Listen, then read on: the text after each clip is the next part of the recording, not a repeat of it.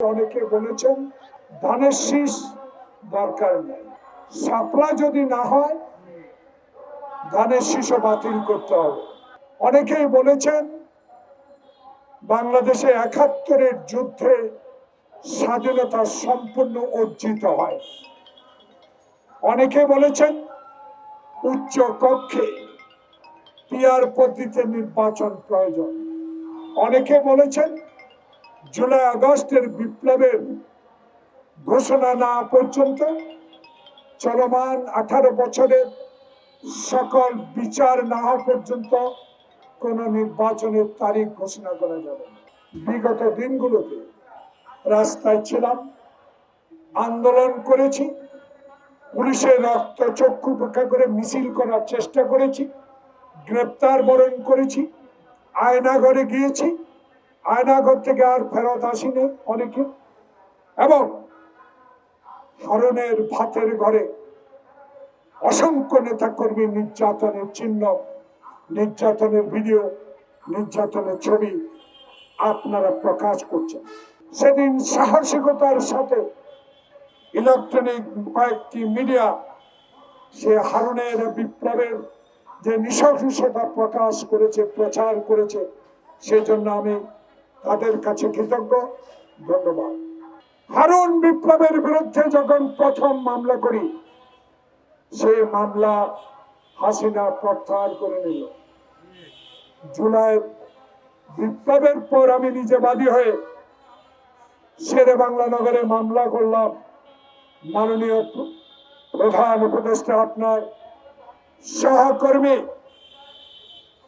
বাংলাদেশের স্বরাষ্ট্র উপদেষ্টা এখনো কেন হারুন বিপ্লব সহ যারা ওই দিন এমপিদেরকে হত্যা করার প্রচেষ্টা করেছিল, যার ভিডিও এখনো আছে, তাদেরকে আইনের আওতায় আনা হলো না কেন? কেন এখনো তারা কোথায় আছে?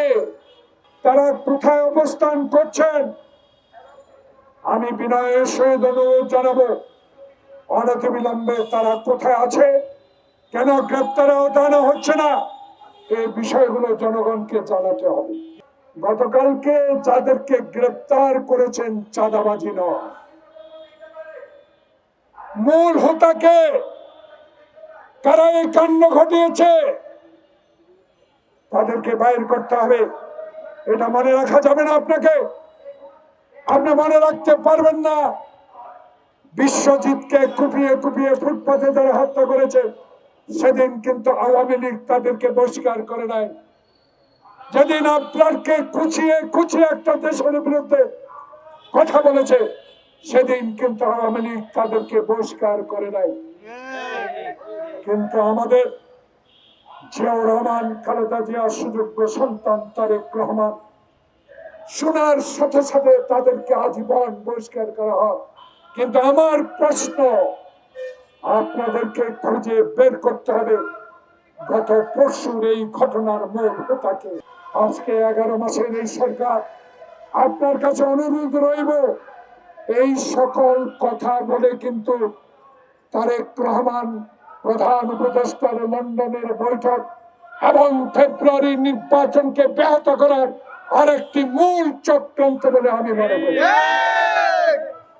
যখন প্রধান নির্বাচন কমিশনার ডিসেম্বরের মধ্যে নির্বাচনের প্রস্তুতি নিতে বলে দিলেন, তখন এই হত্যাকাণ্ড, তখন এই বিব্রত অবস্থা, বাংলাদেশে আজকে বিরাজমান সংকট তৈরি করার জন্য নানা ষড়যন্ত্র শুরু হয়েছে। প্রধান উপদেষ্টা মহোদয়, সব কিছুকে আপনি কানে নিয়ে এই কথা না শুনে আপনার অঙ্গীকার, আপনি আবার নির্বাচনের তফসিল ঘোষণা করে বাংলাদেশে রাজনৈতিক সরকার সংসদ কায়েম করা দরকার।